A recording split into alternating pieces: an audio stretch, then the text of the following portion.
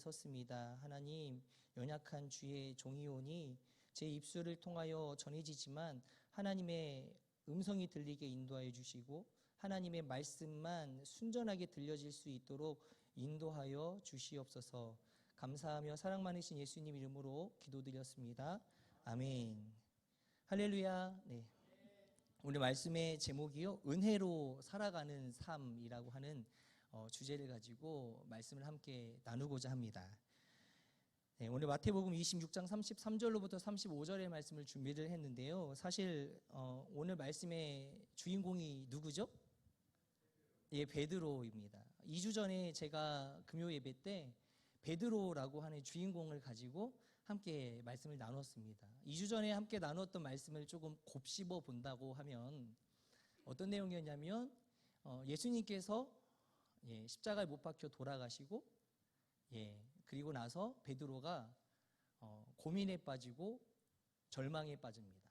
그러니까 어디로 가냐면 예수님을 처음으로 만났던 갈릴리로 돌아가게 되고 원래 본인이 해왔던 직업이었던 어부의 모습으로 돌아갑니다. 물론 고기는 잘 못 잡고 있고 어떻게 앞으로 살아가야 될런지를 생각할 때에 아무런 비전도 없고 꿈도 없고 희망도 없는 삶을 살아가는 그 베드로의 모습을 우리가 접해 보았습니다. 그런데 예수님께서 십자가에 못 박혀 돌아가셨는데도 불구하고 3일이 지나고 나서 예수님께서 뭐 하셨죠? 부활하셨습니다. 그리고 나서 멍을 때리면서 그 고기를 잡히지도 않는 그 그물을 가지고 잡고 있던 터에 저기 멀리서 다가오시는 이가 있는데 그게 누구다? 예수님이었다. 근데 그 예수님께서 다가오시는 것을 느꼈고 그분이 예수님이라는 사실을 알고 나서 이 베드로는 배 위에 있던 베드로는 어떻게 했다? 바다로 뛰어내렸다. 누구를 만나기 위해서? 예수님을 만나기 위해서.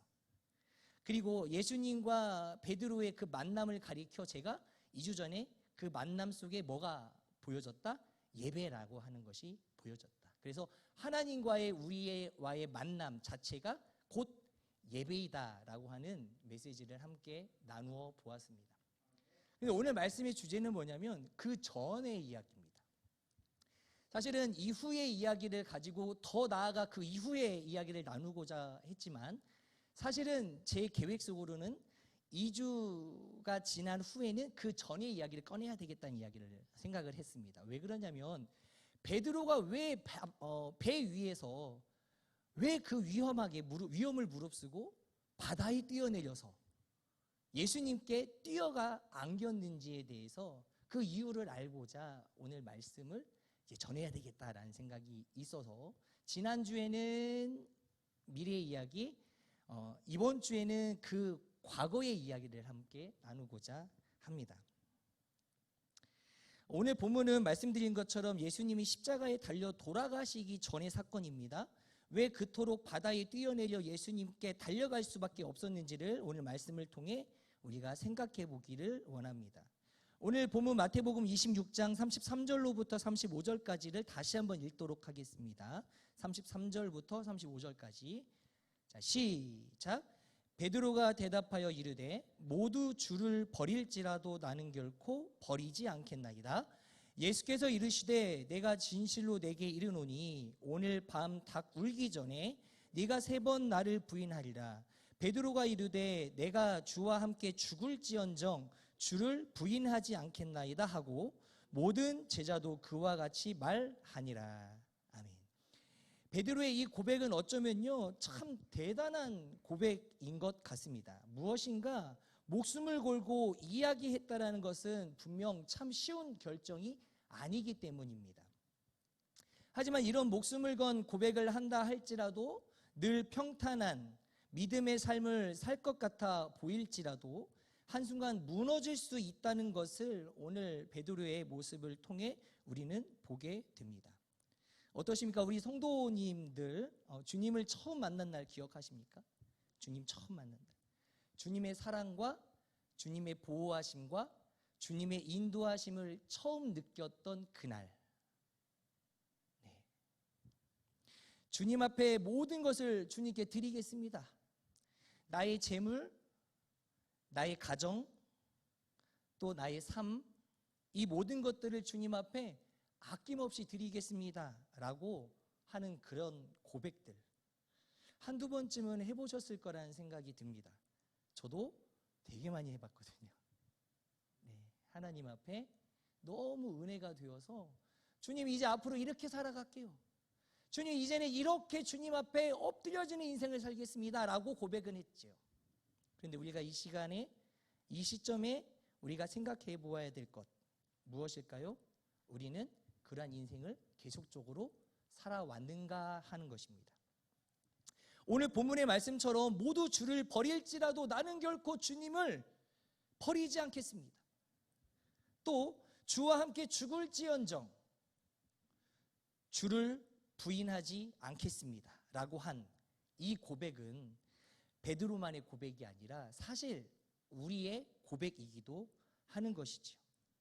그럼에도 그때의 열정과 의욕은 지금도 우리를 잘 유지시켜주고 있냐라는 것이에요. 모두 주를 버릴지라도 나는 결코 버리지 않겠습니다. 주와 함께 죽을지언정 주를 부인하지 않겠습니다. 이렇게 고백했던 베드로는 예수님께서 34절에 앞서 말씀하신 대로 오늘 밤 닭 울기 전에 네가 3번 나를 부인할 것이야 라는 말씀처럼 베드로는 예수님을 3번 결국 현실의 상황 앞에서 예수님을 부인하게 됩니다. 그런데 여기서 우리가 오늘 설교의 포인트를 잡길 원합니다. 베드로가요, 첫 번째 예수님을 부인했습니다. 두 번째 예수님을 부인했습니다.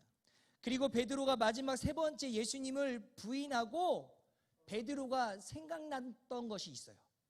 무슨 생각이 났대요? 예수님, 그렇죠. 예수님의 말씀이죠. 그게 이거였어요. 닭이 울기 전에 네가 나를 3번 나를 부인할 것이야. 이 말씀이 기억나니까 참을 수가 없었어요. 그래서 밖으로 뛰쳐나가서 뭐 했어요? 통곡했다라고 기록하고 있습니다. 그런데요, 여러분, 우리가 놓치는 부분이 있어요. 사실 이 말씀을 지난주에 우리 학생부 아이들에게 살짝 일부를 전해주었더니 아이들도 잘 답을 못 찾더라고요. 자, 보세요. 예수님을 3번째 부인했어요. 그게 첫 번째 사건입니다. 두 번째 사건은요, 예수님의 말씀이 기억나니까 밖으로 뛰쳐나가서 통곡했던 게 두 번째 사건이에요. 자, 예수님을 부인했던 사건과 밖에 나가서 통곡했던 사건, 이 사이에는요 또 하나의 사건이 있습니다. 뭘까요? 저주요? 뭘까요? 그것을 우리가 알려면요, 우리가 말씀을 한 구절 더 찾아야 됩니다. 중요한 거예요. 여러분, 이 말씀이 정말 중요한 겁니다. 우리 한번 찾아보길 원합니다. 자, 우리 누가복음으로 찾아갑니다. 누가복음 22장 61절로 62절 말씀입니다. 누가복음 22장 61절로부터 62절까지 말씀이에요. 자, 앞에 써 있습니다, 여러분. 네, 같이 한번 읽을게요. 시작. 주께서 돌이켜 베드로를 보시니 베드로가 주의 말씀 곧 오늘 닭 울기 전에 네가 3번 나를 부인하리라 하심이 생각나서 밖에 나가서 심히 통곡하니라. 자, 61절에 그대로 두세요. 61절에 다시 한번 읽을게요. 시작. 주께서 돌이켜 베드로를 보시니 베드로가 주의 말씀 곧 오늘 닭 울기 전에 네가 3번 나를 부인하리라 하심이 생각나서. 자, 이 말씀 보면요, 자, 예수님을 부인한 것과 예수님의 말씀이 기억나서 밖에 나가서 통곡했던 사건 사이에 또 하나의 사건이 보여집니다. 뭘까요? 네? 그렇죠. 주께서 돌이켜 누구를 바라봤다? 베드로를 바라봤대요. 우리가 쉽게 넘어가는 부분입니다. 그냥 그저 떠올랐던 걸로만 생각했던 베드로, 예수님의 말씀이 떠오른 걸로 끝난 것처럼 보였던 베드로의 모습이 사실은 예수님이 베드로를 봤대요. 그 말은 뭐예요? 반대로 베드로도 예수님을 봤대요. 예수님의 눈과 베드로의 눈이 마주친 거예요.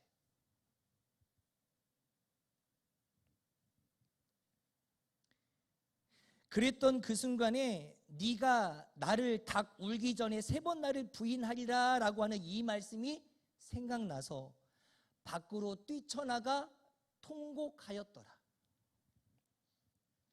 예수님의 눈과 베드로의 눈이 그 세 번째 부인하는 순간 마주쳤습니다. 예수님의 그 눈빛에는 어떤 마음이 담겨 있을까요? 이게 가장 중요한 겁니다. 이게 가장 중요한 거예요. 그래, 너 그럴 줄 알았어. 내가 너 닭이 울기 전에 3번 나를 부인할 것이라는 말, 그 말대로 됐네. 너도 참 안타깝다 라고 말씀하셨을까요? 절대 그렇지 않습니다. 예수님의 눈빛은요, 거봐 내가 그럴 줄 알았어 라고 하는 책망 어린 눈빛이 절대 아니라 예수님의 눈빛은 여전히 베드로를 가슴 깊이 사랑하는 눈빛입니다.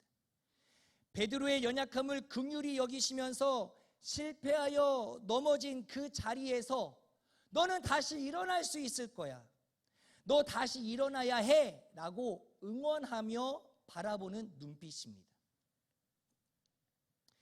여전히 사랑하시는 눈빛.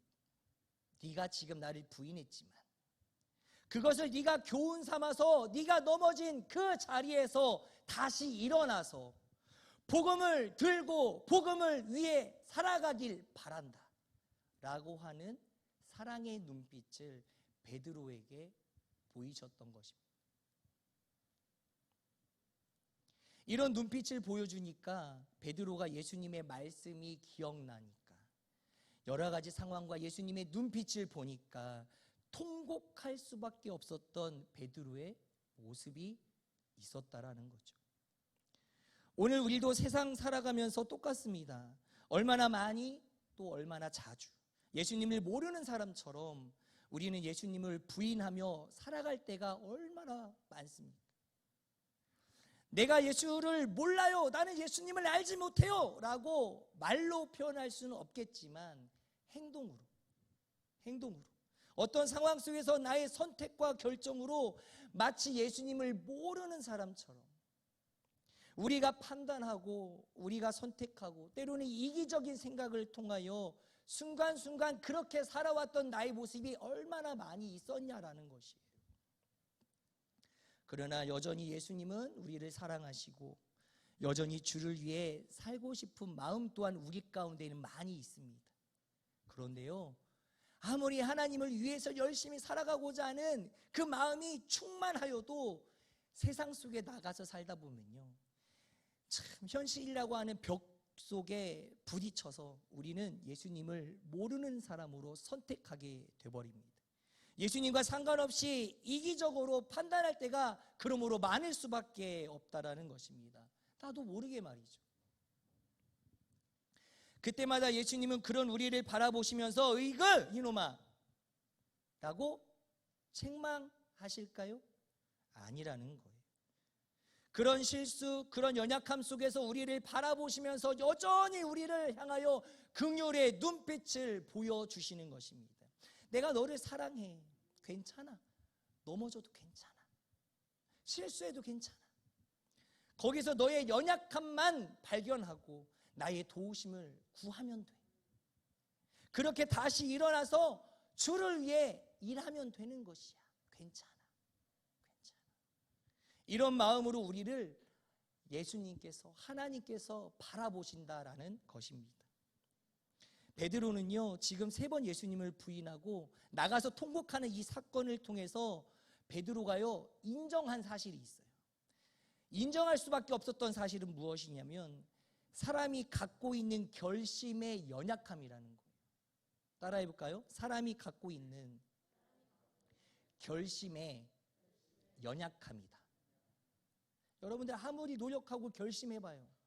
그게 오래 버틸 수 있나요? 사람의 열심과 열정이 얼마나 하나님의 은혜 앞에서 무기력한 것인지, 그러니 나도 하나님의 도우심과 은혜가 없으면 나는 아무런 존재도 아니구나라는 사실, 이거를요 베드로가 처절하게 깨달은 것입니다. 이것을 깨닫는 자리에서 비로소 성도의 변화된 삶은 시작되는 것입니다.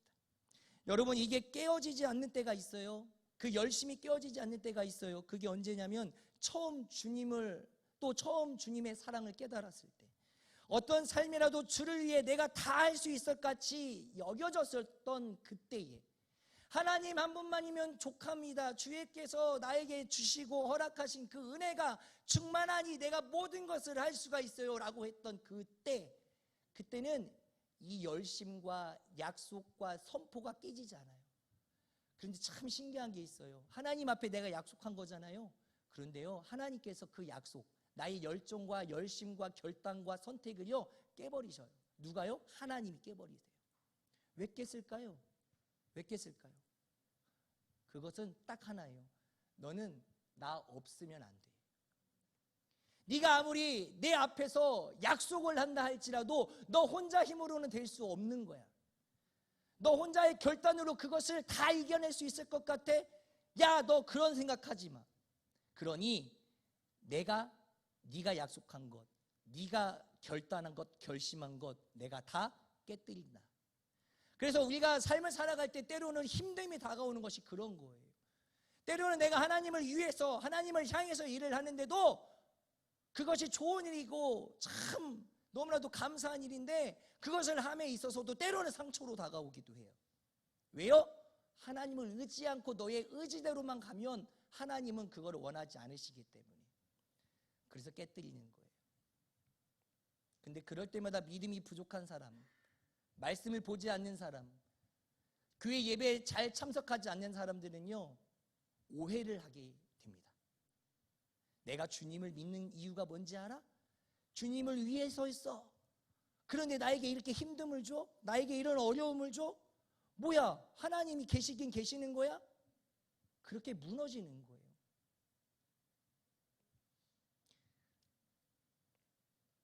우리의 모습은 어떻습니까?